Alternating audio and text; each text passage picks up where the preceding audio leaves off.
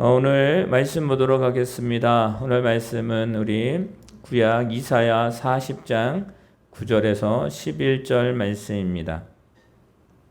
하나님을 알아가는 삶, 우리 27번째 시간, 목자 되시는 하나님, 여호와로이라는 말씀의 제목으로 우리가 말씀을 나누기를 원합니다. 우리 9절부터 11절까지 함께 다 같이 있습니다. 시작. 아름다운 소식을 시온에 전하는 자여, 너는 높은 산에 오르라. 아름다운 소식을 예루살렘에 전하는 자여, 너는 힘써 소리를 높이라. 두려워하지 말고 소리를 높여 유다의 성읍들에게 이르기를 너희의 하나님을 보라 하라.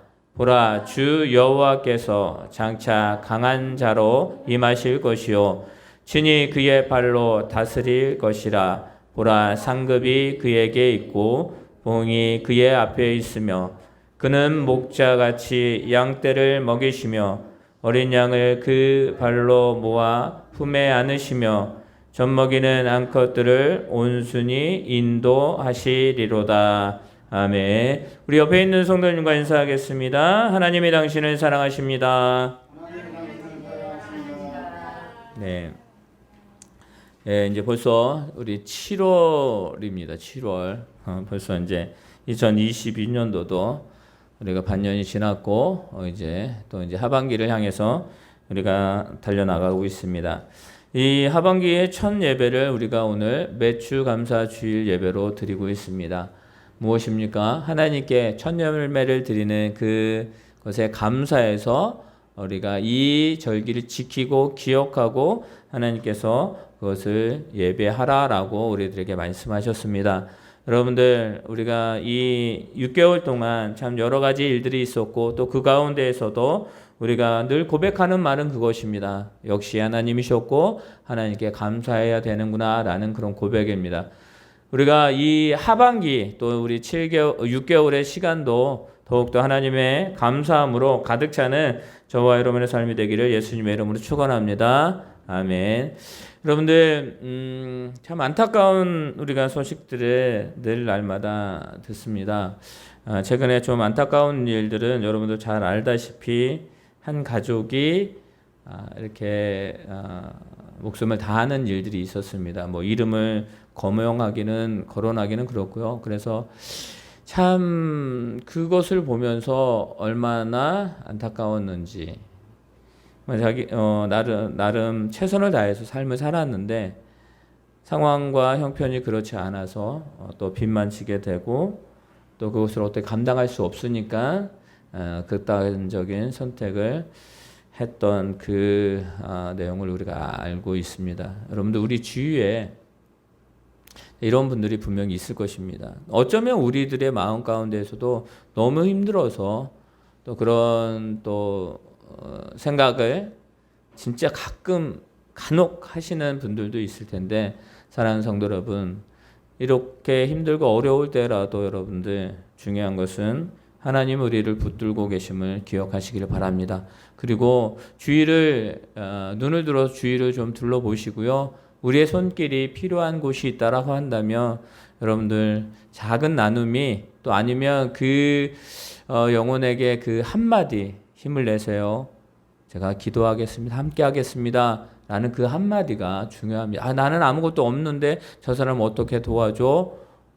여러분들, 우리가 나눔을 할 수 있는 것은 마음으로부터 시작이 되는 것입니다. 마음이 없으면 아무리 그 많은 것들을 준다 할지라도 그것은 소용이 없다라는 사실을 기억하시고, 우리가 가지고 있는, 우리 교회를 세우신 목적도 그거잖아요. 이 지역 가운데 나눔을 할 수 있고 이 지역 가운데 섬길 수 있고 최고의 귀한 축복을 나누는, 즉 예수 그리스도 복음을 증거하는 그 일을 우리 교회가 감당하고 있는 것입니다. 우리 성도들의 삶도 마찬가지입니다. 여러분들, 더욱더 우리가 우리 권사님 대표 기도하셨듯이 나라와 민족을 위해서도 여러분들 또 귀한, 또 우리가 구제해야 될 고아와 가부, 또 힘들고 어려운 자들을 위해서도 함께 기도하는 저와 여러분 되기를 예수님의 이름 축원합니다. 여러분 한 주간도 더욱더 그런 기도 또 함께 하기를 원합니다. 여러분들, 오늘 우리가 7월의 주제는 그것입니다. 목자 되시는 하나님, 즉 여호와 로이라는 그 하나님의 이름이 있습니다. 목자 되시는 하나님이라는 주제로 우리가 한 달 동안 말씀을 나눌 텐데, 여러분들 우리의 참목자 되시는 그 하나님을 여러분 삶 가운데 발견하고 그 목자 되신 하나님의 이끄심을 여러분들 직접 느끼고 경험하고 또 그것을 간증할 수 있는, 또 고백할 수 있는, 하나님을 예배할 수 있는 이 한 달이 되기를 여러분들 간절히 소망합니다. 그래서 오늘 첫 번째 말씀이 우리가 이사야 40장 9절에서 11절 말씀입니다. 이사야 전체의 말씀이라고 할 수도 있습니다. 여러분들 이사야서는 무엇입니까? 바로 하나님의 주권과 권능을 이사야를 통해서 이스라엘 백성들에게 선포의 말씀입니다. 근데 중요한 사실도 여러분들 기억하시기 바랍니다. 이스라엘을 향해서 하나님께서 선포하는 이 말씀은 뭐냐면 앞으로 되어질 일들에 대해서 말씀하고 있다라는 거예요. 예언적인 말씀이죠. 예언자의 이사야의 말씀. 근데 여러분들 이 말씀을 보게 되면 우리 9절 한번 읽어볼까요?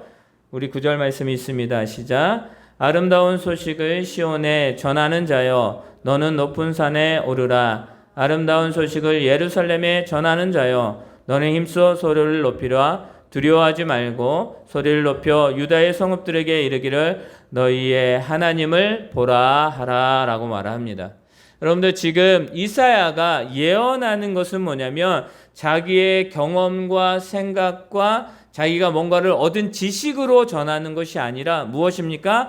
하나님께서 이스라엘 백성들에게 하시고자 하는 그 말씀을 이사야를 통해서 하시는 말씀이에요. 자, 하고 싶은 말이 뭐냐면 하나님을 봐라라고 하는 말이에요. 나를 봐라라고 하는 거예요. 자, 여기 보시기 바랍니다. 라고 하면 상대방을 보게 되어져 있습니다. 근데 하나님은 지금 이스라엘 백성들에게 이사야를 통해서 결론은 뭐예요? 나를 봐주기를 원한다라고 하는 거예요. 그렇다는 건 무엇입니까? 지금 이스라엘 백성, 하나님의 택한 민족이 지금 어디를 보고 있다라는 거예요? 하나님이 아닌 다른 곳을 바라보고 있다라는 것입니다.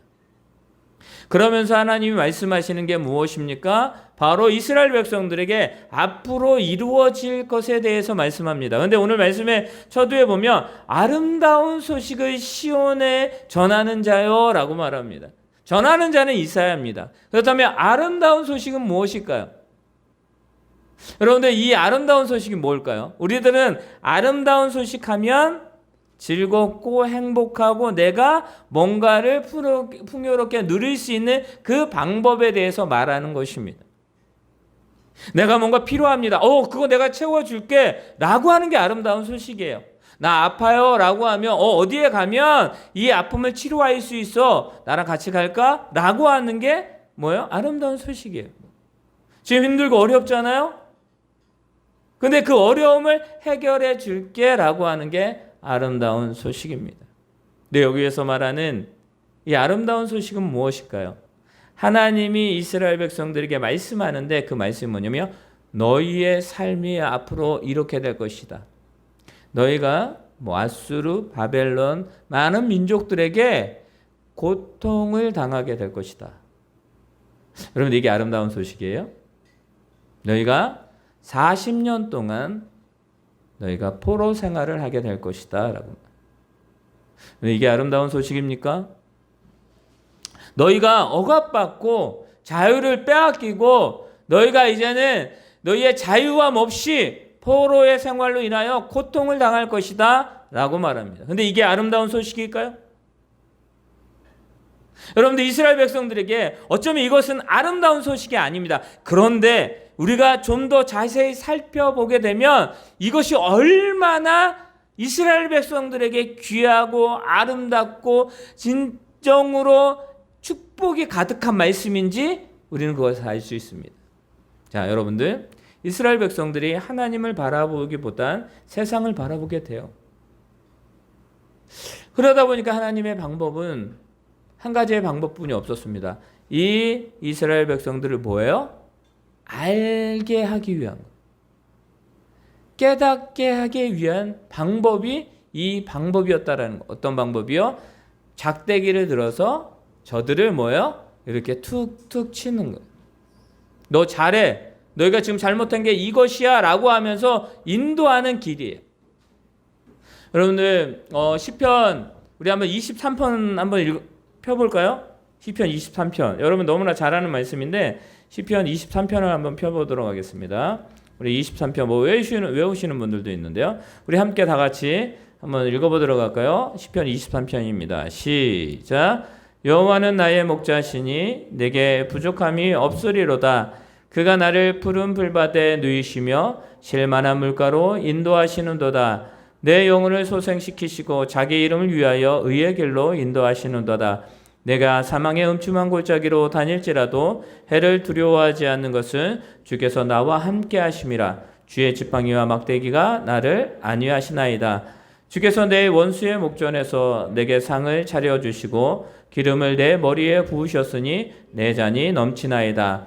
내 평생의 선하심과 인자하심이 반드시 나를 따르리니 내가 여호와의 집에 영원히 살리로다. 아멘. 여러분들 이 시편은 150편까지 되어져 있는데 이 시편들 가운데에 가장 아름다운 시다라고 표현하는 것이 바로 오늘 제가 금방 읽었던 시편 23편의 다윗의 고백입니다.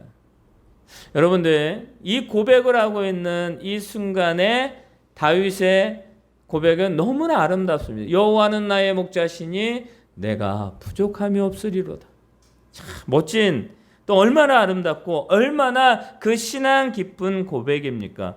그렇다면 한번 면밀히 살펴볼까요? 그러면 다윗에게 지금 이 시를, 이 시편 23편의 이 아름다운 시를 쓰고 있는, 고백하고 있는 이때 당시에 다윗의 상황은 그러면 어떨까요? 아무런 부족함이 없었을까요? 여러분들 기억하시죠? 다윗에게는 아들이 있었습니다. 그 아들은 뭐냐면 진짜 외모적으로 어디에 내놔도 빼어나고 누구와 견주어도 으뜸이 되는 그런 아들이 있었는데 그 아들이 누구라고요? 누구라고요? 압살롬이라는 아들이에요. 그런데 이 아들이 자기의 그 왕권을 뺏으려고 하는 때였습니다. 지금 예루살렘, 하나님이 다윗을 통해서 세우신 이 성, 이 예루살렘, 하나님이 귀한 축복을 주셨습니다. 근데 그 왕의 자리를 내려놓고 도망가는 신세, 멀리 도망가면서 자신이 함께했던 그 성, 그 민족을 떠나는 그 모습의 순간이었습니다. 자기 아들은 자기를 죽이려고 달려오는 그 순간이었습니다. 그런데 그때 다윗은 뭐라고요?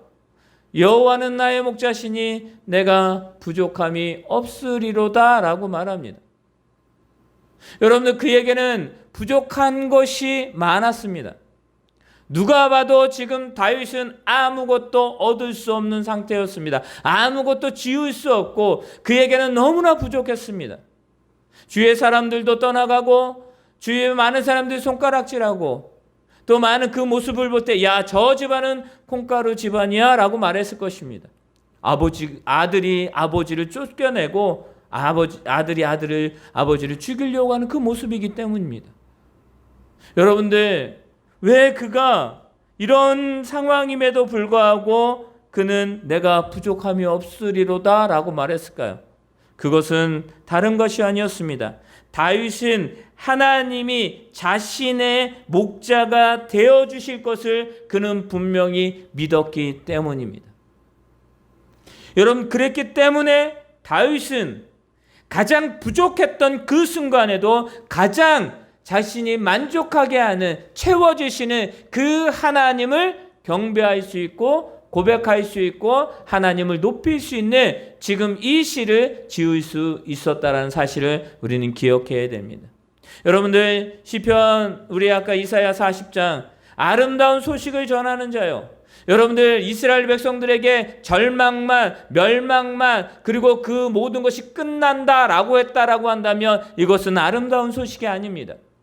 하나님이 가장 사랑하는 그 민족을 깨닫게 하고 그 민족이 다시 세움을 받고 하나님의 백성으로 살아갈 수 있게 하는 그 방법이 무엇이었느냐? 바로 막대기를 들어서 저들을 치는 것이었습니다.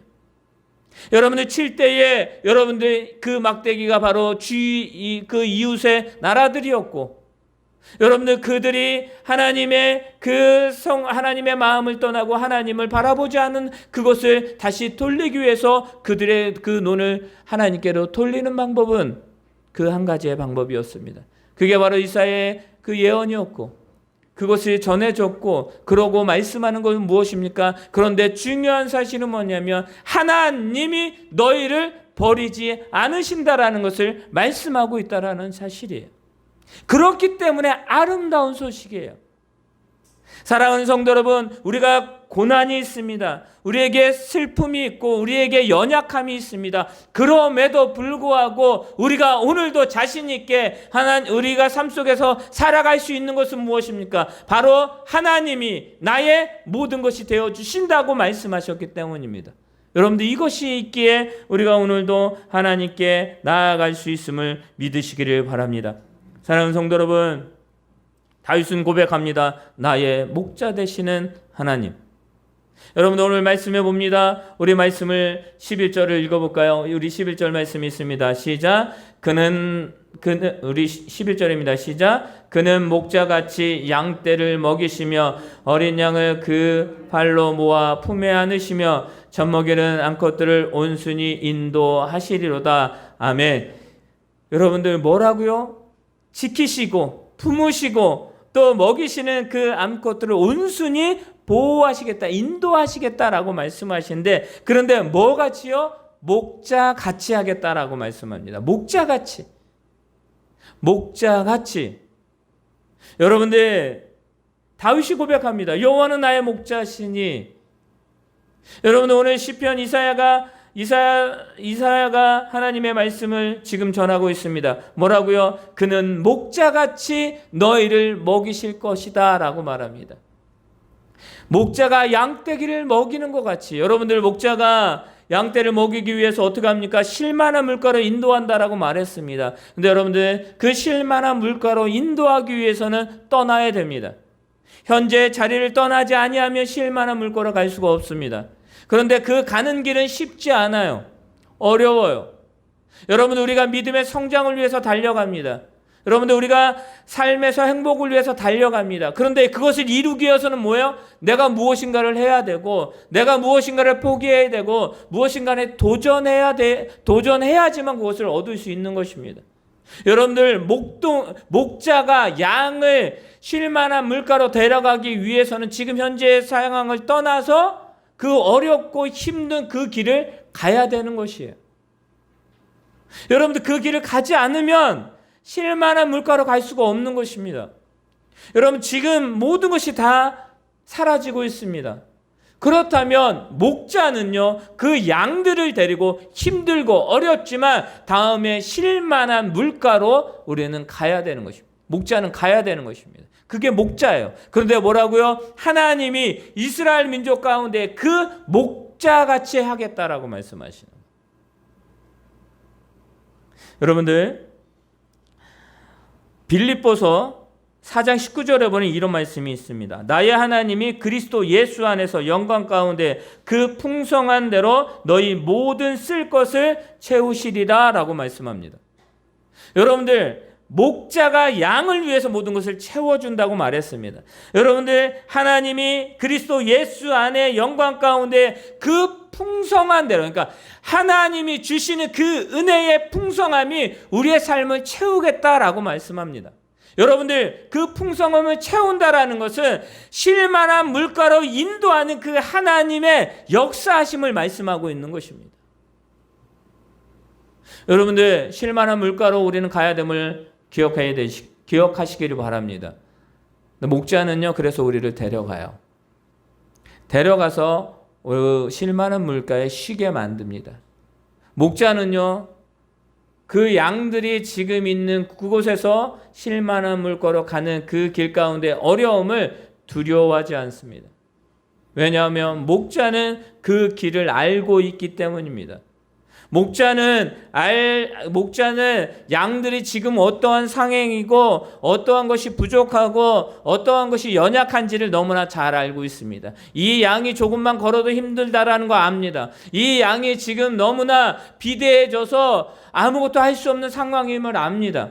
이 양이 지금 절뚝 거리면서 절름발이가 된 상황을 다 잘 알고 있습니다. 너무나 마음이 연약하고 쓰라린 그 연약한 그 마음을 가지고 있는 이 양들의 마음을 목자는 다 압니다. 그 목자가 그 모든 것을 다 아는 목자가 뭐라고요? 실만한 물가로 데려갈 때에 어려움이 있지만 그것을 해결해 나갈 수 있는 모든 능력을 가지고 있기 때문에 가는 거예요. 사랑하는 성도 여러분, 목자는요, 그리고 뭐예요? 양들을 돌봅니다. 그리고 양들과 함께 합니다. 이 양떼로 양이 잘못된 길로 가면 바른 길로 갈 수 있게 여러분들 그렇게 만들어 버립니다. 그리고 또 하나의 사실은 무엇인지 아십니까? 목자가 양을 위해서 자신의 목숨을 버린다라는 것입니다. 지키기 위해서.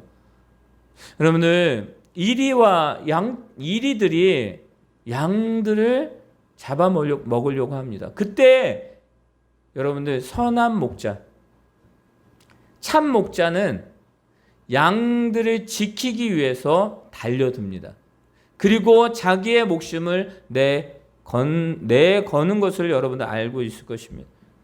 근데 진짜 거짓 목자는요, 자신의 이익을 위해서 양을 데리고 가는 거예요. 그러다가 위험이 생기면 어때요? 양을 두고 도망갑니다.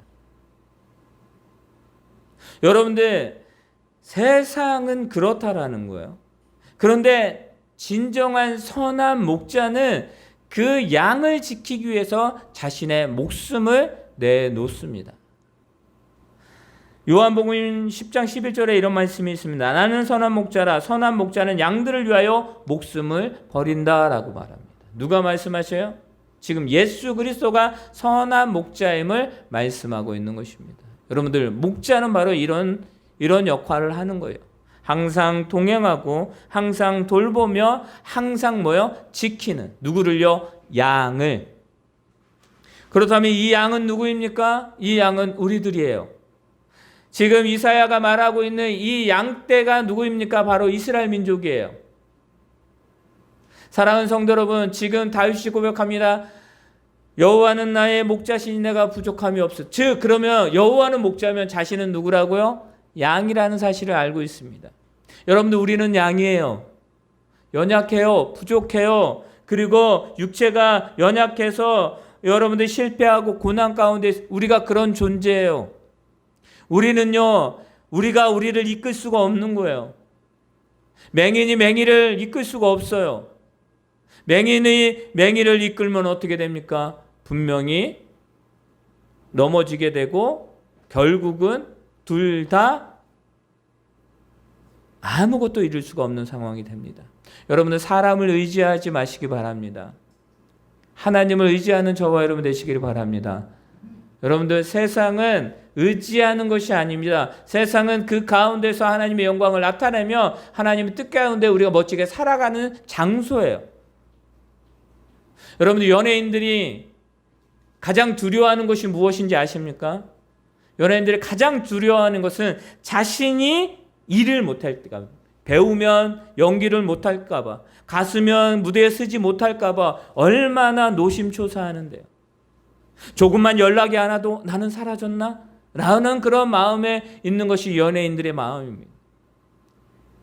여러분들, 세상 가운데에 우리가 있는 그 세상 속은요, 세상에 내가 속한 것이 아니라 이 세상이 우리의 삶 가운데 속해 있는 것이에요. 하나님을 믿는 자들의 삶 가운데 이 세상이 있는 것이라는 걸 여러분 기억하시기 바랍니다. 반대가 되면 우리는 세상을 바라볼 수밖에 없어요.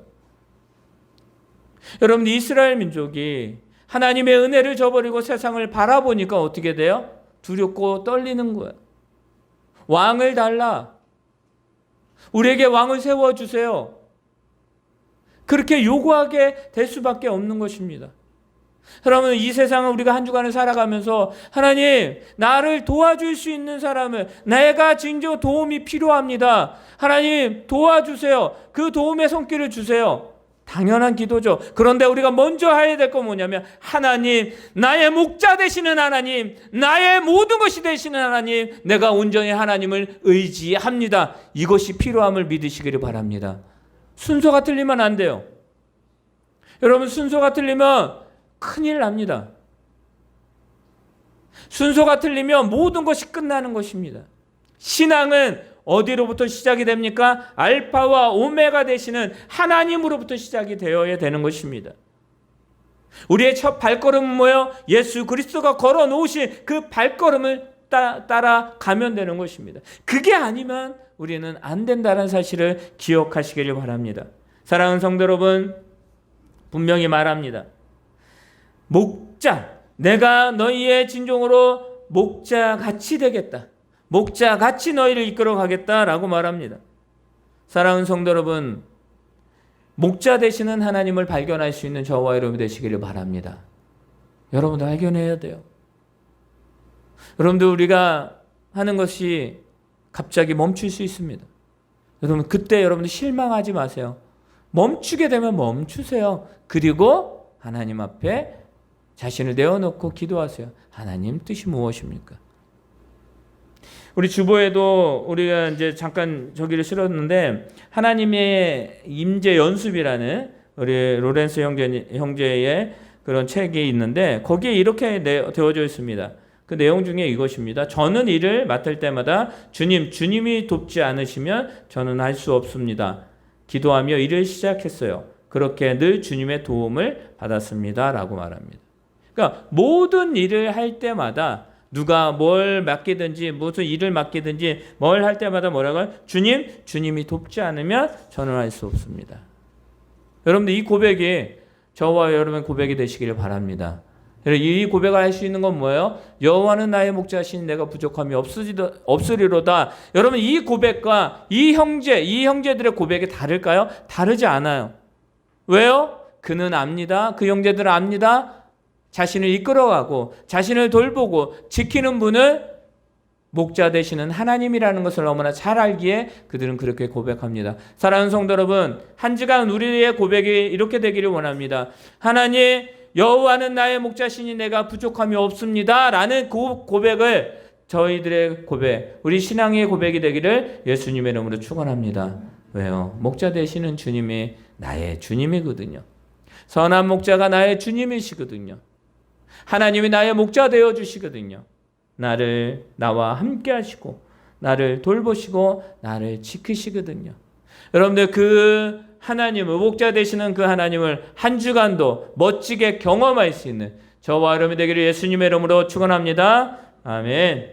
하늘에 계신 우리 아버지여, 이름이 거룩히 여김을 받으시오며 나라의 임하옵시오며 뜻이 하늘에서 이루어진 것 같이 땅에서도 이루어지이다. 오늘날 우리에게 일용할 양식을 주옵시고 우리가 우리에게 죄 지은 자를 사하여 준 것 같이 우리의 죄를 사하여 주옵시고 우리를 시험에 들게 하지 마옵시며 다만 악에서 구하옵소서. 대개 나라와 권세와 영광이 아버지께 영원히 있사옵나이다. 아멘. 이제는 우리 주 예수 그리스도의 은혜와 하나님의 그 크신 사랑과 성령님의 인도하심이 목자 되시는 하나님의 은혜 가운데의 삶을 살아가기를 원하는 우리 교회 위에, 이 나라 민족 위에, 우리 성도들의 삶 위에, 직장과 사업장, 가정 위에, 자녀들 위에 지금부터 영원토록 함께 있을지어다. 아멘.